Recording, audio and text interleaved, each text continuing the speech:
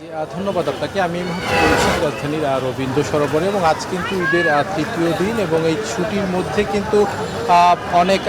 অনেকেই পরিবার পরিজন বন্ধু-বান্ধব নিয়ে কিন্তু বিনোদন কেন্দ্রগুলোতে কিন্তু তাদের অবকাশ যাপনের জন্য এসেছেন এবং তারা ঘুরতে এসেছেন এবং এখানে কিন্তু একটি উৎসবমুখর পরিবেশ দেখা যাচ্ছে। কারণ দুপুর থেকে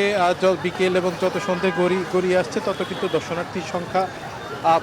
বাড়ছে এবং তারা অনেকটা উৎসবমুখরভাবে এখানে তাদের বিনোদন সময়গুলো কিন্তু পার করছে এবং পরিবার পরিজন নিয়ে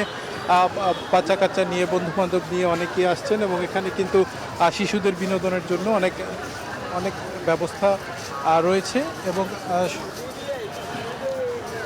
সময়ের সাথে সাথে কিন্তু অনেক দর্শনার্থীর সংখ্যা বৃদ্ধি পাচ্ছে এবং আজ কিন্তু কিছুটা তাপমাত্রা বৃদ্ধি থাকার কারণে কিন্তু এখন পর্যন্ত দর্শনার্থী কিছুটা যতটা তাপমাত্রা কমছে এবং তত কিন্তু বাড়ছে এবং সন্ধে যত এগিয়ে আসছে দর্শনার্থীর সংখ্যাও ততটা বাড়ছে এবং এখানে অনেক শিশুরা রয়েছে, শিশুদের বিনোদন আরে ঈদ লাগছে মনে খুশির জোয়ার সবখানে, আরে ঈদ লাগছে মনে বিকাশ পেমেন্ট সবখানে। ব্যবস্থা রয়েছে এবং পাশে যে ধানমন্ডি লেক রয়েছে সেখানে কিন্তু বোট রাইডের ব্যবস্থা রয়েছে, যে কারণে কিন্তু এখানে এই জায়গাটির প্রতি কিন্তু দর্শনার্থীদের আগ্রহ অনেকটা বেশি এবং যেহেতু ছুটি অনেকটা শেষের দিকে তাই